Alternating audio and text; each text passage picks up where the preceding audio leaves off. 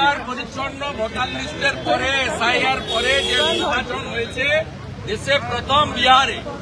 সেখানে সুশাসন জয়ী হয়েছে, বিকাশবাদ জয়ী হয়েছে, রাষ্ট্রবাদ জয়ী হয়েছে এবং অপারেশন সিঁদুরের পরে প্রথম নির্বাচন হয়েছে। মানুষ দুহাত ভরে দেশকে শক্তিশালী করার জন্য দেশের নেতা নরেন্দ্র